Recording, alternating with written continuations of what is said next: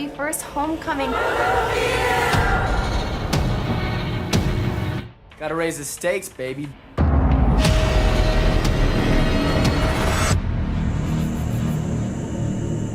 Something happened last night. I know this is pretty weird.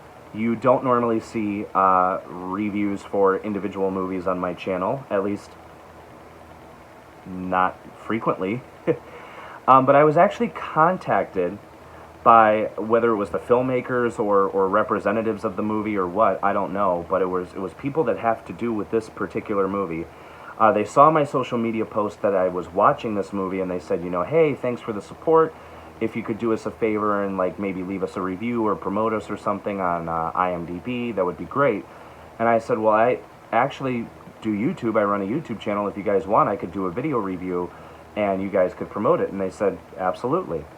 We are going to be talking about Initiation from Lionsgate and Saban Films. First, I have to say, to get my general opinion of the movie out of the way, this is a really great movie. Even if I wasn't contacted to review it, you were going to hear my opinion of it anyway in the collection update coming up at the end of the month. This was really, really great. The basic plot, first of all, this is a spoiler-free review. The basic plot has, it's surrounding this college. And we're following a woman named Ellery. She is played by Lindsay Levanchi. I really am sorry if I'm mispronouncing her last name. And I should know this too because I watched the features at the end that are on the disc. She is the head of this sorority, and her brother Wes is part of a fraternity, and they decide, as the movie opens, we're going to throw a homecoming party. Colleges do that. Sweet. Then the party goes on and everything, so you're getting, like, you know, the characters are, as they're being introduced, you get, like, the small talk banter and all that.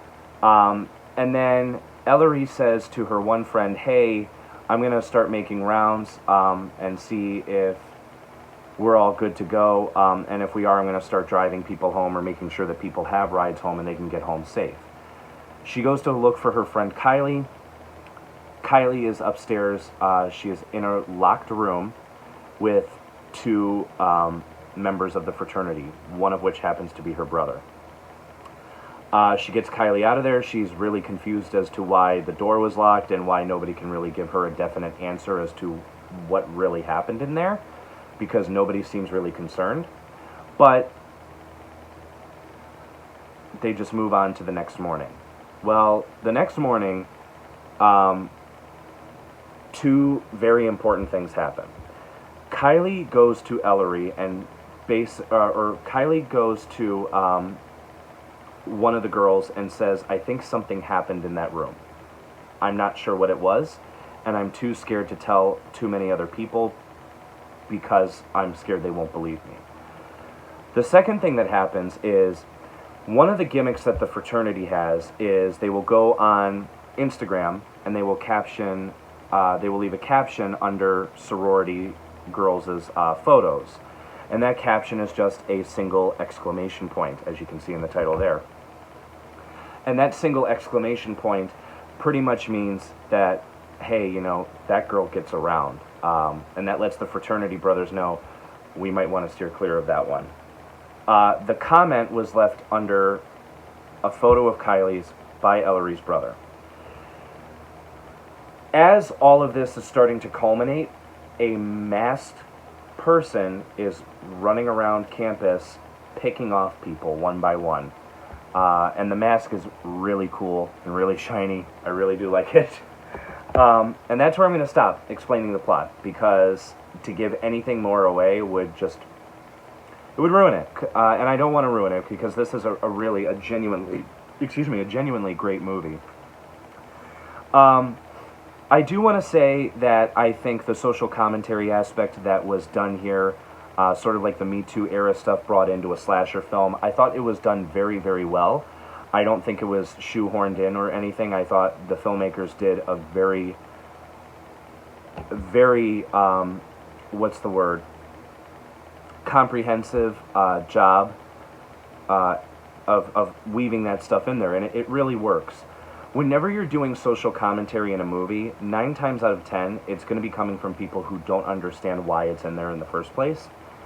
These people who made this film completely understand why this is there, and they do a really good job with that. The writing is very crisp. The cast in particular, a lot of these people are newcomers. Aside from Lindsay, we also have John Huertas, Isabella Gomez, Froy Gutierrez, Gatlin Griffith, Patrick Walker, Bart Johnson, Shireen Lai, and Kent Falcone. I had never heard of any of these people before this movie. If this is their feature debut, that's shocking to me because they are that good. This is just a very talented cast. You also have Yancey Butler, who's playing like this detective who, just wants to get down to the bottom of things. And you have the very underrated Lachlan Monroe. He's actually right there. You can see him. He plays the head of the university, kind of like the Henry Winkler role from Scream. And he's great in this movie. He's very serious. He's very reined in. He's like, we gotta figure out what's going on before this becomes a huge stain on this university. But it's just a really, really stacked and phenomenal cast. Literally not a bad or weak performance. I will say, without spoiling anything, the reveal of who the killer was did get me. It surprised me. Whenever I watch movies like this, especially movies like with Scream and Urban Legend and Valentine, I always try to guess who the killer is. 9 times out of 10, I'm wrong. That's why I give up like an hour and 10 minutes in, and I'm like, okay, that person did it. The receptionist sitting at the desk in one scene for 10 seconds, they did it. Trust me. I don't know. I just want to have all my bases covered. But no, I really couldn't guess who. I had a few leads. The person who it was revealed to be did genuinely shock me. There are 2 problems that I have with the movie, though. Even though it is a great movie, it's not perfect. First problem I have is more of something to do on my end. I thought the second act kind of dragged.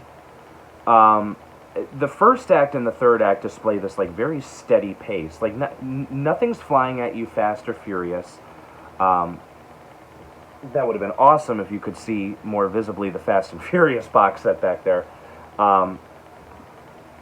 There we go. But everything is moving along at a really nice clip. The second act feels like it's just dragging a little bit. I understand that these scenes are necessary. They could have been tightened a little bit. That's just from me, because they tend to slow down the flow of the movie. Second issue I have is with the reveal of the killer, because while it is shocking, I don't think that how do I want to say this without spoiling it? I will say it leaves a couple of questions that aren't necessarily answered. And that for me kind of like really derailed me a little bit. But who knows? There may or may not be a sequel. If there is a sequel, awesome, great. If there isn't, then we have this wonderful standalone horror gem. Guys, I'm telling you, this is fantastic. Highly recommended. If you guys want a grade from me, I would say a high 3.5 stars out of 4. That's a huge thumbs up from me. One of the best horror titles of the year. Because, think about it, the horror movies that I've been seeing in theaters this year are sequels. We have A Quiet Place Part 2, which was decent.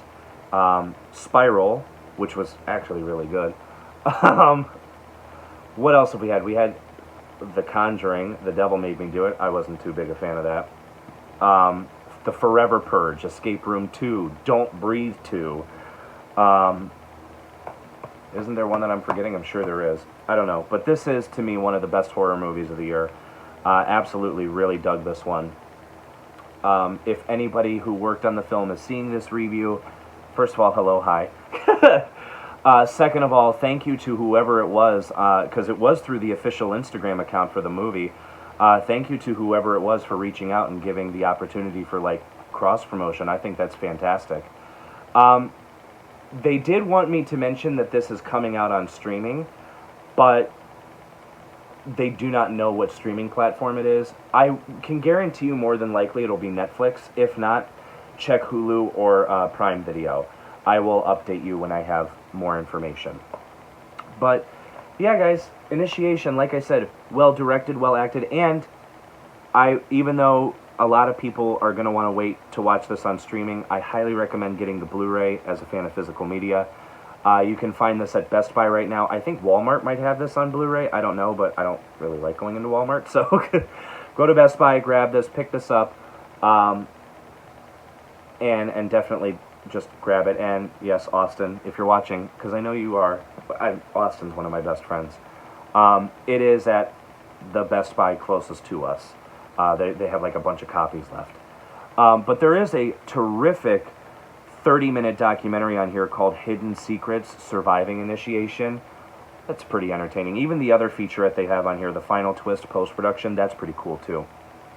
But again, highly recommend this.